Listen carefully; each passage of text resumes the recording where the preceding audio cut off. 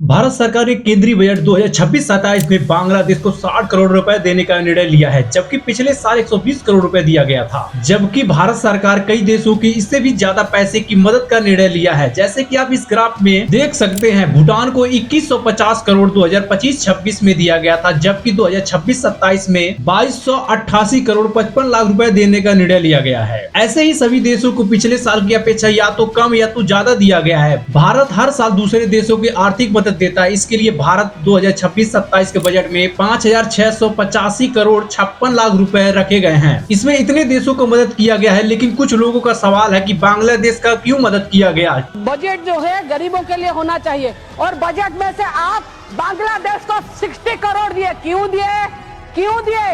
क्योंकि यह फैसला ऐसे समय में लिया गया है जब भारत और बांग्लादेश के रिश्तों में तनाव चल रहा है। इसकी वजह है बांग्लादेश में अल्पसंख्यक खासकर हिंदू समुदाय के खिलाफ हो रही हिंसा और वहां की विदेशी नीति में बदलाव है। 2024 में शेख हसीना की सरकार गिरने के बाद बांग्लादेश में पाकिस्तान से संबंध मजबूत करने शुरू किए हैं। मदद के पीछे कुछ लॉजिक होता है। आपके मन में कुछ सवाल है, मैं उसका उत्तर देता हूँ। जैसा कि क्या भारत इतना पैसा मुफ्त में दान करता है? तो उत्तर है नहीं, बल्कि यह मदद रणनीतिक और मानवीय सहायता का हिस्सा होता है। मदद करने के पीछे कुछ फैक्ट काम करता है। पहला, मानवीय सहायता। कभी कभी प्राकृतिक आपदा, बाढ़, चक्रवात या आर्थिक संकट के समय भारत सहायता देता है। बांग्लादेश में बाढ़ और चक्रवात आम है, इसलिए भारत पड़ोसी होने के नाते मदद करता है। दूसरा, पड़ोसी प्रथम नीति, नाइबरहुड फर्स्ट पॉलिसी। इंडिया की नाइबरहुड फर्स्ट पॉलिसी नीति के तहत पड़ोसी देशों के साथ अच्छे संबंध बनाए रखना प्राथमिकता है। मजबूत रिश्तों से सीमा सुरक्षा, व्यापार और कूटनीतिक सहयोग बेहतर होता है। तीसरा, रणनीतिकरण। चीन का प्रभाव दक्षिण एशिया में बढ़ रहा है। भारत चाहता है कि बांग्लादेश उसके साथ मजबूत संबंध बनाए रखे। यह क्षेत्रीय संतुलन का हिस्सा होता है। चौथा, आर्थिक और व्यापारिक लाभ। भारत और बांग्लादेश के बीच बड़ा व्यापार होता है। सहायता के बदले में भारत को बेहतर व्यापार समझौते, कनेक्टिविटी प्रोजेक्ट, रेल, सड़क, बंदरगाह, पूर्वोत्तर भारत के लिए ट्रांजिट सुविधा